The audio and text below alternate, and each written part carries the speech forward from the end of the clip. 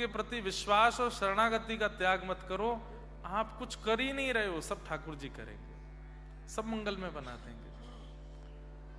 इसलिए भैया इस उद्देश्य को समझ जाइए और निकल लीजिए यहां से। खूब भजन करो ठाकुर जी का, खूब कथा सुना करो।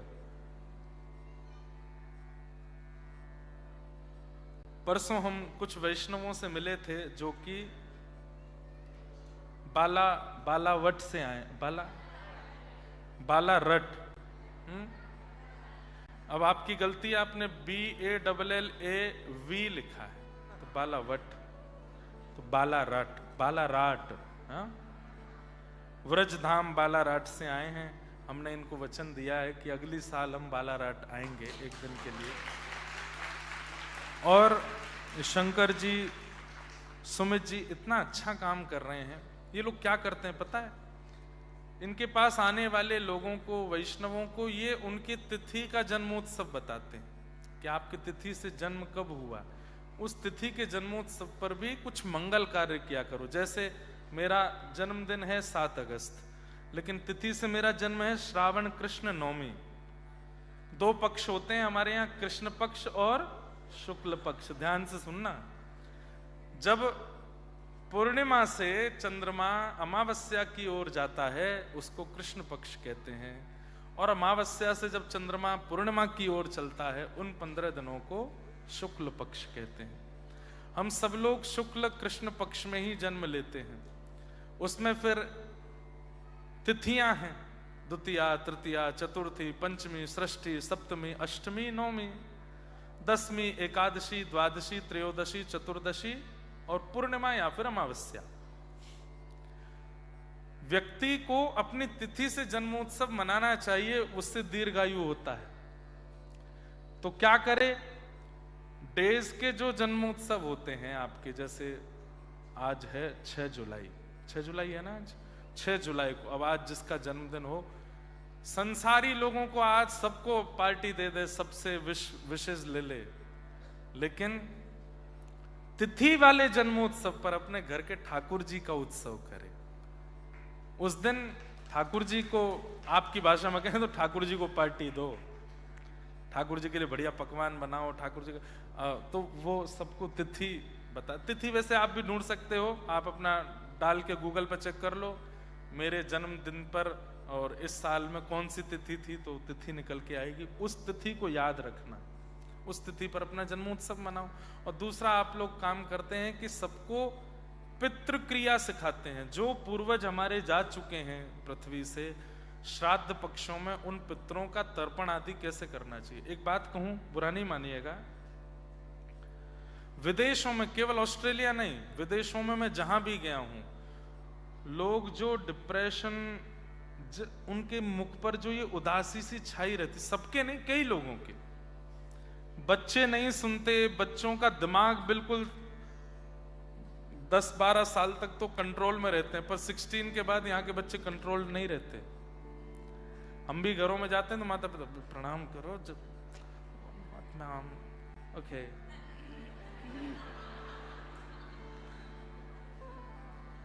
ऐसा करते हैं। बच्चे कंट्रोल से बाहर रहते हैं, पति पत्नियों में आपस में नहीं बन रही है, माता पिता दूर चले गए हैं, बहुत सारी टेंशनें, पारिवारिक टेंशन भी बहुत ज्यादा रहती है।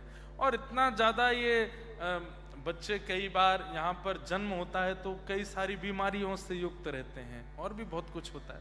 ये सब क्या है? ये सब पितृ दोष है। हम पितृ क्रिया नहीं करते, इसलिए ये सब दोष हमारे ऊपर आ जाते हैं। अच्छा, कभी भी ये नहीं सोचना कि पितृ आपको दोष देते हैं ना, पितृ तो छतरी लेके खड़े रहते हैं आपके ऊपर। ठाकुर जी से कहते हैं मेरा बेटा है, मेरी बहू है, मेरा परिवार है, नाथ इस पर कृपा बनाए रखना।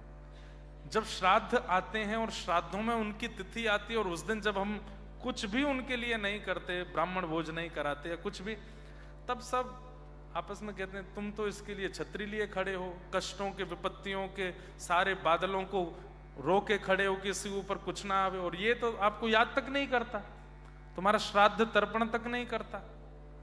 श्राद्ध मतलब श्रद्धा, तुम्हारे प्रति बिल्कुल श्रद्धा नहीं रखता। अरे हम लोगों के ऊपर ऋण है, लोन है हमारे पूर्वजों का, वो थे इसलिए हम हैं। इसलिए हर श्राद्ध पर हर व्यक्ति अपने पितरों का तर्पण करता है, ब्राह्मण भोज आदि कराता है। लेकिन जब व्यक्ति नहीं करता तब वे पितर सोचते हैं इसको तो हमारी याद ही नहीं है, ये तो हमारे नाम से कुछ करता भी नहीं, कुछ दान पुण्य भी नहीं करता, तो फिर हम क्यों छतरी लिए खड़े, हटो।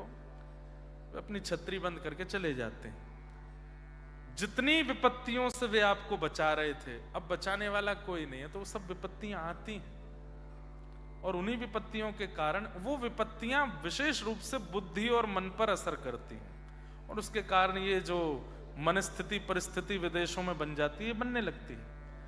तो उन पितृ कार्यों को कैसे करना चाहिए ये सब वहां सिखाते हैं, उन पितरों का कैसे क्रम होता है आदि आदि। तो मुझे बहुत अच्छा लगा। हमने तो सब अपने भक्ति पथ ऑस्ट्रेलिया वालों से भी कहा एक बार मेलबर्न में भी एक सेशन करवाओ, 5-10 बेंचेस लग जाएं, लोग लाइन बना करके एक एक करके आवें, अपना तिथि और अपने पितरों का कर्म सब पूछ के जावें, कैसे करना है हमें बताएं, हमारे पितर इन डेट्स में गए थे, उनकी क्या तिथि होगी, क्या करना चाहिए, कैसे होना। तो यहाँ रह करके भी आप कर सकते हो, करना ही चाहिए, बहुत आवश्यक है। 3 ऋण हैं हमारे ऊपर, 3 लोन चल रहे हैं हम लोगों पर, देव ऋण, ऋषि ऋण और पितृ ऋण। इसलिए ब्राह्मण लोग जनेऊ पहनते हैं, उसमें 3 धागे होते हैं, एक देव ऋण का, ऋषि ऋण का, पितृ ऋण का। इसलिए ब्राह्मण जो भी कर्म करता है, अब मैं कथा सुना रहा हूं, इसका जो भी पुण्य मिलेगा उस पुण्य से मेरे 3 ऋण घटने लगेंगे। मैं गिरिराज जी की परिक्रमा करने जाऊंगा, उसका जो पुण्य मिलेगा, ये धागा अगर ये जनेऊ मेरे यज्ञोपवीत मेरे कंधे पर है, 3 ऋण घटने लगेंगे। इसलिए ब्राह्मण लोग जनेऊ धारण करते हैं ताकि वो जीवन में फिर जो भी पुण्य कर्म करते हैं उससे उनका ऋण चुकने लगता है। लेकिन सब लोग जनेऊ धारण नहीं करते, यज्ञोपवीत नहीं पहनते, तो वो केवल श्राद्ध दिनों में अपने देवताओं का भाव रखें। श्राद्ध से याद आया, एक लीला सुना देते हैं, आज विश्राम है कथा का। साल भर उत्सव चलते हैं। जनवरी में मकर संक्रांति से शुरू होगा, वसंत पंचमी आएगी, 40 दिन की होली चलती है। होली के बाद में भी फिर उत्सव चलते रहते हैं। आजकल रथ यात्रा की तैयारी चल रही है, स्नान पूर्णिमा निकल के गई है। दुनिया भर, भारतवर्ष में पूरे सब जगह ठाकुर जी रथ में बैठ जाएंगे, रथ यात्रा करेंगे। रथ यात्रा के बाद फिर जन्माष्टमी की तैयारी, फिर राधाष्टमी की तैयारी, फिर शरद पूर्णिमा की तैयारी, आदि आदि कुछ ना कुछ उत्सव चलते रहते हैं। केवल 15 दिन ऐसे हैं जब कोई उत्सव नहीं होता। कब? श्राद्ध के दिनों में। क्यों? श्राद्ध के दिनों में सब लोग अपने घरों में रहते हैं, अपने पितरों का अर्पण करते हैं, इसलिए कोई उत्सव नहीं होता। तो जब ठाकुर जी और श्री जी लीला कर रहे थे, उन दिनों में भी नंद बाबा और वहां वृषभानु बाबा ने नियम बना रखे थे, लाला लाली दोनों के लिए, अब तुम कहीं नहीं जाओगे, गैया चरानो 15 दिन आए हुए को। क्यों? लाला अपने पितरों को श्राद्ध करेंगे। तो ठाकुर जी तो गैया चराने के बहाने श्री जी से मिलवे जामे, अब यहां बाबा जाने ही ना दे रहे, अब क्या करें। तो सांझी उत्सव होते हैं 15 दिन। जो लोग वृंदावन जाते रहते उनको पता होगी सांझी किसे कहते हैं। जल के ऊपर, पानी के ऊपर रंगोली जैसी बनाई जाती है, पानी के ऊपर परात में पानी भर के उस पर रंगोली बनाते हैं और उसमें ठाकुर जी की कोई लीला बनाई जाती है। क्योंकि श्याम सुंदर मिलने नहीं आ रहे हैं और यहाँ किशोरी जी नहीं मिल रही हैं, तो वहां दूर बैठी हुई किशोरी जी, यहाँ दूर बैठे श्याम सुंदर, दोनों आपस में यहाँ ग्वाल बाल सांझी बना के लाला को सुख देते हैं, वहां सखियां सब सांझी बना के श्री जी को सुख देते हैं। तो एक बार ठाकुर जी एक श्यामा सखी बन के जाते हैं और अपने आप को बहुत सुंदर सांझी बनावे वारी बतामे। बरसाने गए, वहां जाकर के ललता विशाखा तक मुंह पे बहुत जोर की सांझी बनानी आवे, बनवाए लो। तब सांझी बनाते हैं, तो किशोरी जी उनकी सांझी बनाते हुए देख के कहे, मैं अरे सखी तू मुंह को सिखाए दे। तो ठाकुर जी कहें आओ बैठो, और उनके हाथ से सांझी बनवाते हैं। तो सांझी में ठाकुर जी की लीला प्रकट करते हैं। कई लीलाएं, एक लीला आती है कि किशोरी जी और उनकी जो अष्ट सखियां हैं ना, वे सब लगभग एक जैसी ही हैं देखने में। किशोरी जी की सुंदरता तो अद्भुत है ही, पर ललिता विशाखा आदि सखियां भी कम नहीं है। यदि कभी किशोरी जी जैसा श्रृंगार ललिता जी कर लेती हैं, विशाखा जी कर लेती हैं, या अन्य सखियां कर लेती हैं, तो कई बार तो वृषभानु बाबा और कीर्ति मैया ललिता जी को ही किशोरी जी मान लेते हैं। अरे किशोरी जी आओ गोदी में बैठो, तब ललिता जी कहती हैं मैं ललिता हूं। अच्छा, बिल्कुल एक जैसी लगती हैं, नेत्र भी एक जैसे हैं, कान भी एक जैसे हैं, नासिका भी एक जैसी, बस श्रृंगार विशेष श्री जी का होता है। और श्री जी के रूप में प्रधानता स्वभाव की है। लोग सुंदर तो बहुत होते हैं, आंखें सुंदर होती हैं, नाक सुंदर होते हैं, स्किन सुंदर होती है, त्वचा बढ़िया होती है, शरीर बढ़िया होता है, पर स्वभाव अच्छा नहीं होता। पर हमारी किशोरी जी की पहचान स्वभाव से होती है। उनके स्वभाव, कितना सुंदर स्वभाव है। सहज स्वभाव पढ़ो, ध्रुवदास जी गाते हैं, नवल किशोरी जू को सहज स्वभाव पढ़ो। सहज, ये पद याद होना चाहिए आपको। इस पद से किशोरी जी की पहचान होगी। सहज स्वभाव, सहज मतलब डाउन टू अर्थ। कल मुझे किसी ने लिख के दिया था, महाराज जी गुलाम खां का चरित्र सुनाइए। मैंने सुनाया था एक बार। कैसा स्वभाव है किशोरी जी का। एक गुलाम खान नाम के व्यक्ति बरसाने में जन्मे थे, वो मुसलमान, लेकिन सारंगी बजाना जानते थे, बहुत बढ़िया सारंगी बजाते थे। तो रोज श्री जी के मंदिर में जाते और वहां के ब्रजवासी जो समाज गाते थे, वहीं गुलाब खां बैठते और सारंगी बजाते थे। उनके घर में एक पुत्री का जन्म हुआ। अब इतने साल श्री जी के मंदिर में सेवा की, तो उन्होंने भी धर्म से उठ करके अपनी बेटी का नाम राधा ही रखा, गुलाब खान, और बेटी का नाम राधा। सत्य घटना है। कभी बरसाना जाओ तो पीली पोखर जाना, पीली पोखर के पास में चबूतरा है गुलाब खान का। तो गुलाब खान की बेटी हुई, नाम क्या रखा? राधा। बेटी जब धीरे धीरे बड़ी हो गई तो उसको लेके जाते, और वहीं समाज में जब वो सारंगी बजाते, सब गाते, तो बेटी भुजा उठा के वहां नृत्य करती थी, रोज नाचती थी। जब मैं कीर्तन गाता हूं तो यहाँ कई सारे बालक नृत्य करते हैं, पर एक भैया हैं वो अपनी छोटी सी लाली को ऐसे लेके नचाते हैं, और उनकी लाली जितनी देर कीर्तन चलता है ऐसे ही हाथ करके खड़ी रहती है। बहुत अच्छा लगता है। देखो हो रही, हाँ ये देखो इसको जब जब उठाते हैं, इसको पता है कि मुझे ताली बजानी है, हाथ ऐसे करना है। देखो पेसिफायर पी रही हैं, कथा सुन रही हैं। लालियां जिनके यहां होती है ना, बहुत सौभाग्यशाली। तो गुलाब खान के लाली हुई और नाम रखा राधा।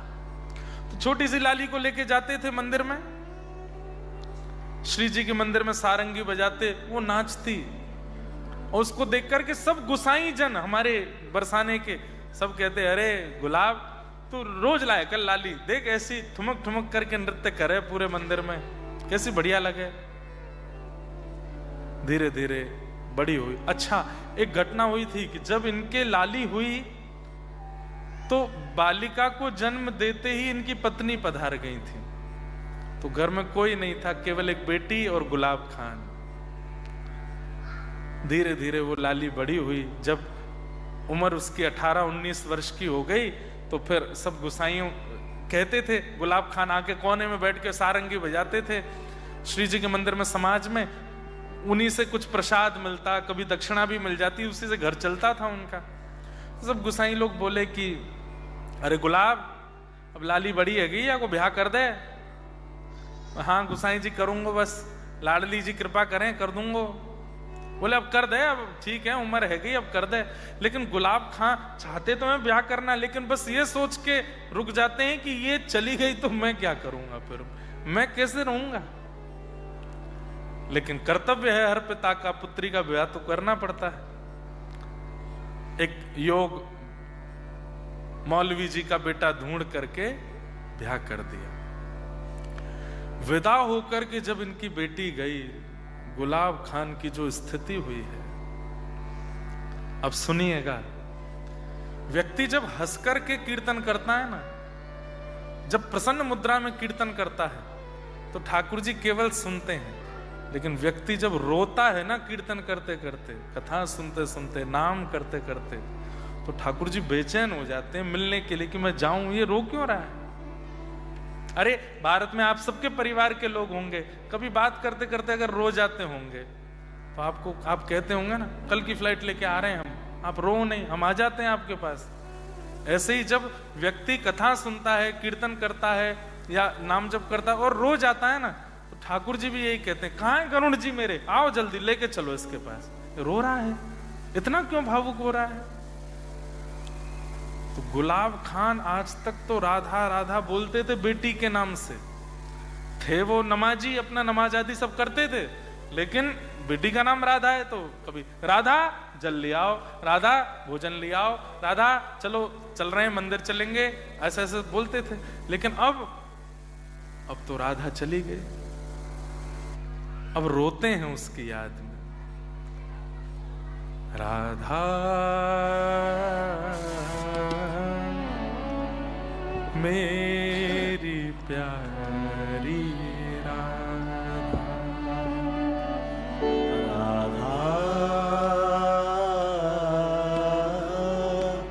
मेरी प्यारी राधा। और जब रो करके बुलाते हैं, कभी बैठे बैठे रोते हैं, कभी खड़े खड़े गिर जाते हैं अपनी पुत्री की याद में, और राधा राधा कहकर के जब करुण क्रंदन करते हैं, तब ऊपर बैठी हुई किशोरी जी व्याकुल हो जाती है और ललिता जी का हाथ कस के पकड़ लेती हैं। हे ललिता, ये कौन इतनी विरह में रो रहा है मेरा नाम गा के। ललिता जी कहती हैं, आपके निज मंदिर में नित्य सारंगी की सेवा करवे जो आवे गुलाब, वाकी बेटी को ब्याह है, कि वाको नाम राधा है, वो विदा है गई, तो वाको याद करके रो रहा। किशोरी जी बोली, क्या ये विरह उसकी बेटी को पता चल रहा है? उसके पिता इतने विरह में रो रहे हैं, वाकी बेटी को पता चल रही है? बोले नहीं, उसको कैसे पता चलेगी। किशोरी जी बोली, मुझे सहन नहीं है रोए। ललिता, मैं जाऊं या के पास?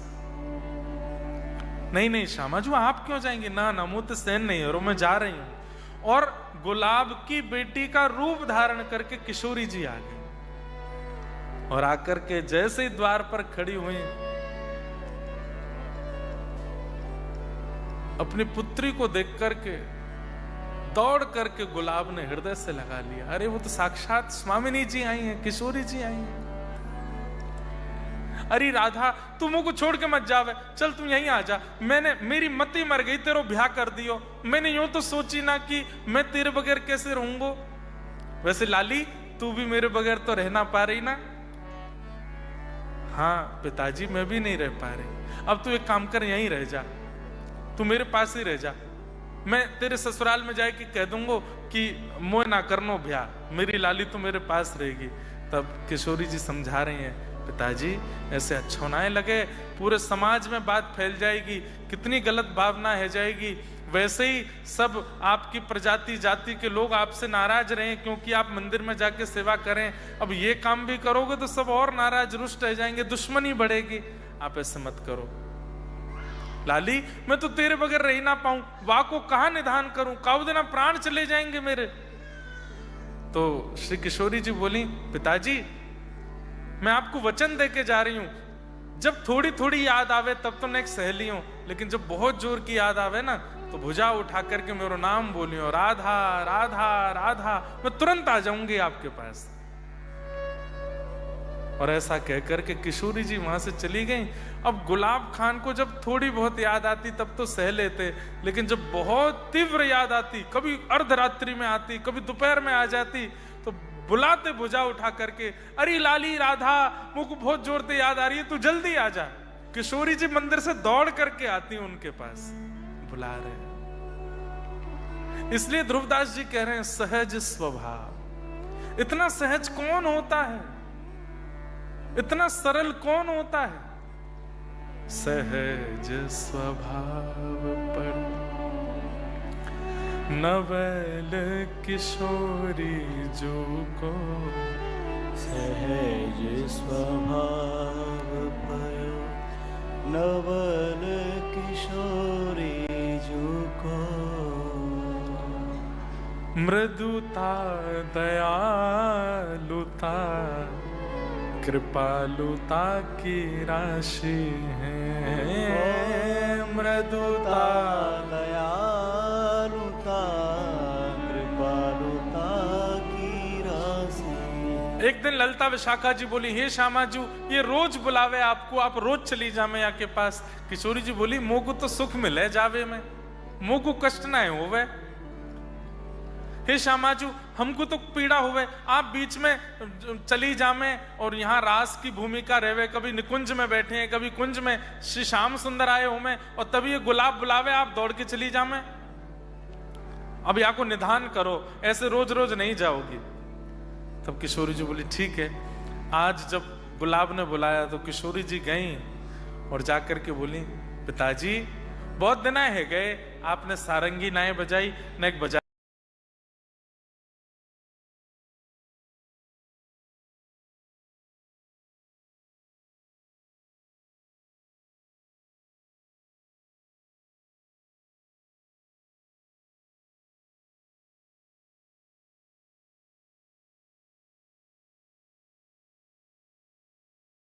अपनी लाली को आलिंगन करने के लिए गए तो किशोरी जी वहां से आगे आगे दौड़ रही हैं और पीछे पीछे गुलाब, अरे लाली रुक, अरे नेक मेरे हृदय पे लग जा, अरे लाली तू नेक मेरे पास आए जा।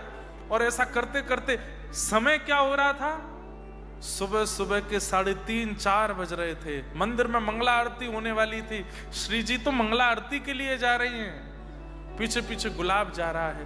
तभी एक गुसाई जी वहां से जा रहे थे, तब गुसाई जी आरती करने जा रहे, उन्होंने देखा ये गुलाब, अरे राधा रुक जा, अरे लाली रुक जा, कहतो जा रहे हो। तो गुसाई जी ने आवाज लगाई, अरे गुलाब कहां भाजो जा रहे है, अब तो मंदिर ना आवे, तेरी लाली को ब्याह हैगो, बाबड़ो हैगो, कौन के पीछे जा रहे है। बस इतनी देर गुलाब दिखे, मंदिर में जाकर के पुजारी जी ने आरती की। 1 दिन 2 दिन 6 महीना साल बीत गए। उस दिन के बाद गुलाब कभी दिखे नहीं। एक दिन सब गुसाई बैठ के बात कर रहे थे तो वो बड़े बुजुर्ग गुसाई बोले, अरे एक दिना में मंगला करवे जा रहा हो, तब बाद ना अंतिम बार गुलाब दिखो, वाके बाद तो नहीं दिखो मोको। उसके बाद बरसाना में कभी सारंगी की आवाज आती, कभी कहीं गुलाब जी बैठे दिख जाते, कभी कहीं कुछ, तो लोग बागों में भ्रांति हो गई कि उनके प्राण तो चले गए हैं और वो प्रेत बनकर के घूम रहे हैं। एक दिन गुसाई जी रात्रि में श्री जी की शयन करके वापस अपनी घर की ओर जा रहे थे, तो जैसे ही वन में होके निकले तब गुलाब खान ने आवाज लगाई, गुसाई जी।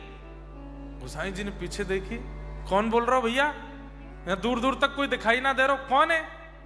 तो गुलाब सामने आए, अरे गुलाब तू तो भैया मर गयो, हमने सुनी तेरे प्राण निकल गए, तेरा शरीर तो मिलो नहीं, और तू कहीं भूत तो ना बन गयो, दारी के हनुमान चालीसा बोल देंगे भग जाए आते, भूत बन के आयो है। तो गुलाब बोले, जय जय, मैं प्रेत नहीं बना, लेकिन हाँ मैं शरीर भी नहीं हूं। बोले तो कहा कह रहे हो भैया। बोले अरे मेरी लाली की विदाई भई, वाके बाद राधा राधा कह करके इतनो रोयो कि श्री जी मेरी लाली बन करके रोज घर पे आयो करती। ललिता विशाखा जी को कष्ट भयो कि निकुंज छोड़ करके श्री जी रोज रोज जामे, ऐसा करो या गुलाब को ही निकुंज में ले आओ। एक दिन सारंगी सुनते सुनते श्री जी ने नृत्य कियो, आगे आगे श्री जी दौड़ी, पीछे पीछे मैं दौड़ो। यही बरसाने की कुंज गलीन में दौड़ते दौड़ते कब निकुंज में मैं पहुंच गया मुझको पता नहीं चली। अब मैं निकुंज में निवास करूं और वहीं श्री जी और प्रिया प्रियतम को सारंगी सुनाऊं। आपको केवल बतावे आया हूं। ये भ्रांति जो फैल रही है कि मैं प्रेत बन गया, प्रेत नहीं बना हूं, मैं सशरीर निकुंज में श्री प्रिया प्रियतम की सारंगी की सेवा कर रहा हूं। और इतना कहकर के गुलाब दिखने बंद हो गए। दूसरे दिन वो गुसाई जी तो रात भर वहीं बैठे रहे। कैसी कृपा, हे राधे, श्री राधे। इसलिए गुलाब खां का समाधि नहीं है, उनका चबूतरा है, क्योंकि उनका शरीर नहीं मिला, वो तो सशरीर गए श्री जी की सेवा। अब सोचिए, कोई अपने पुत्री के नाम से श्री जी को प्राप्त कर सकता है, कितनी सहजता है। सहज स्वभाव पड़ नवल किशोरी जो को, सहज स्वभाव पर नवल किशोरी जो को, मृदुता दयालुता कृपालुता की राशि है। मृदुता दयालुता कृपालुता की राशि है। मैं कहूँ नरस कभी भूले हूँ न होत सखी, मैं कहूँ नरस कभी भूल होत सखी, रहत प्रसन्न सदा ही मुख हासी है। रहत प्रसन्न सदा ही मुख हासी। अरे ललता विशाखा सखियां तो कहती हैं कि हमारी श्री जी जब निकुंज में जाए ना, तो ऐसा स्वभाव है हमारी प्रिया जी को कि चरणन के आगे आवे वाली चेंटा चेंटी भी मानव को आते देख भाग जाएं कि हम कहीं दब नहीं जाएं। लेकिन जब श्री जी चले ना, तो चेंटा चेंटी लाइन लगा के खड़े रह जाएं कि अरे श्री जी आ रही हैं, इनके चरण पड़ जाएंगे। क्यों? क्योंकि इतने कोमल चरण है कि चरण धर भी देंगे तो ना मरेंगे हम। ऐसी हैं हमारी प्रिया जी। ऐसी सुकुमारी प्यारी लाल जी की प्राण प्यारी, ऐसी सुकुमारी प्यारी लाल जू की प्राण प्यारी। धन्य धन्य धन्य ते ही जिनके उपासी हैं, धन्य धन्य धन्य ते ही जिनके उपासी है। हित ध्रुव और सुख जहाँ लग देखियत, हित ध्रुव और सुख सुनियत सदा, हाँ सुनियत जहाँ लगे सब सुख पासी है। सुनियत जहाँ लगे सब सुख। तो मैं नेत्र बंद करके कथा करूं, आप माइंड मत करना। जब ब्रजलीला होती है तो ऐसे ही कहने में सुख आता है। हमारी प्रिया जी की पहचान क्या है? कभी मान लो आपके नाम जप के प्रभाव से, आपकी निष्ठा के प्रभाव से, आपके विरह के प्रभाव से श्री जी के मन में आ गई कि यहाँ से मिलना है, और तभी विशाखा जी बोली नहीं आप बैठो, मैं मिलवे जरूर आए। कहा पता कि आप आई हो कि मैं? और कहीं विशाखा जी आ गई, कहीं ललता जी आ गई। वैसे तो बड़ी बात यह भी है कि सखियां आ जाएं, लेकिन पहचानोगे कैसे कि श्री जी आई हैं? तो वो तो स्वभाव से ही पता चलेगी, उनके स्वभाव से ही जान सको। एक बार सब सखियों ने एक योजना बनाई और आज एक जैसी पोशाक, एक जैसो श्रृंगार, एक जैसी माला, एक जैसे काजल, एक जैसी लालिमा, एक जैसे कुंडल, एक जैसे कंठहार, एक जैसी चूड़ी, एक जैसी पायल, सब सखीन को और किशोरी जी को एक जैसा श्रृंगार। अरे महाराज जैसे श्रृंगार कियो तो ललिता, विशाखा, चंपकलता, चारुशिला सब आपस में एक दूसरे को देख करके कह रही हैं, अरे श्यामाजू। बोले मैं श्यामाजू नहीं हूं, मैं तो इंदु लेखा हूं। अरे श्यामाजू, अरे मैं श्यामाजू नहीं हूं, मैं तो ललिता हूं। अरे श्यामाजू, अरे मैं विशाखा हूं। तब दूर खड़ी श्यामा जी, मैं यहां बैठी हूं। आपस में सखी भी नहीं पहचान पा रही हैं कि किशोरी जी कहां है। तब ललिता विशाखा बोली, अब आवे वो आनंद, आज श्याम सुंदर को आन दो। हे श्यामाजू, आप बड़ी कहती रहें मेरे लाल जी तो मुझसे बहुत प्रेम करें, मेरे लाल जी तो मुझसे ऐसा स्नेह करें, आज आन दो इनको।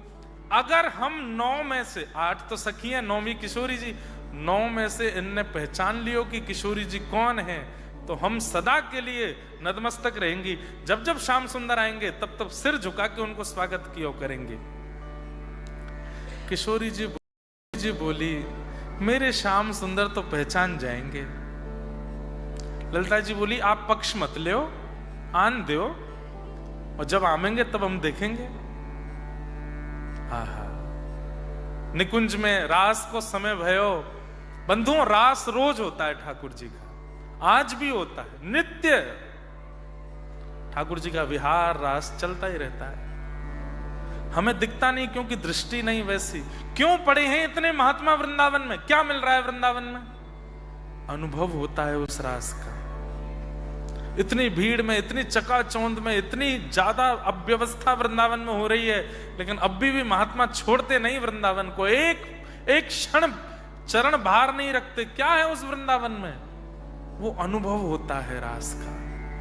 श्याम सुंदर अनुभव कराते हैं।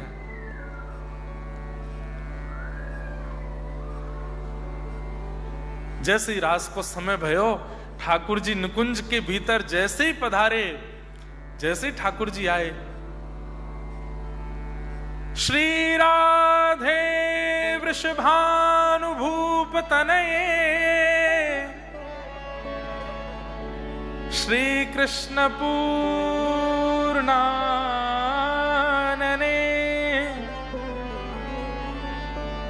जैसे ठाकुर जी पुकारने लगे, हे श्यामाजू, हे प्रियाजू, हे वृषभानु ने नंदनी लाडली जू, आप कहां हो? मैं आए गए हूं। अब जैसे ठाकुर जी ने कहे, हे श्यामाजू आप कहां हो, तो 9 की 9 एक साथ बोली, श्याम सुंदर मैं यहां हूं। ठाकुर जी ने जैसे ही देखी तो 9 राधा रानी खड़ी हैं। ठाकुर जी बोले, ये कैसी लीला? अरे प्रियाजू, तो एक संग 9 की 9 बोली, हाँ श्याम सुंदर। ठाकुर जी बोले, ये क्या एरो है? अरे एक जैसो श्रृंगार, एक जैसी माला, एक जैसी नथनी, एक जैसो सब कुछ। अरे मेरी श्यामाजू कहां है? अरे मैं सामने तो खड़ी हूं श्याम सुंदर। सब एक संग बोल रही हैं। ठाकुर जी बोले, ये कहा लीला है रे, ने बताओ तो। तब सब सखी एक संगी बोल रही हैं, श्याम सुंदर हम अष्ट सखी और राधा रानी सब आज एक श्रृंगार में हैं। आप बहुत प्रेम करें ना प्रियाजू से। बोले हाँ, तो आज बताओ हम में से राधा रानी कौन है? बताओ। को वृषभानु किशोरी इन में, को वृषभानु किशोरी सब लोग गाओ। को वृषभानु किशोरी इन में, को वृषभानु किशोरी इन में, श्याम बताए दो अपने कर सो, श्याम बताए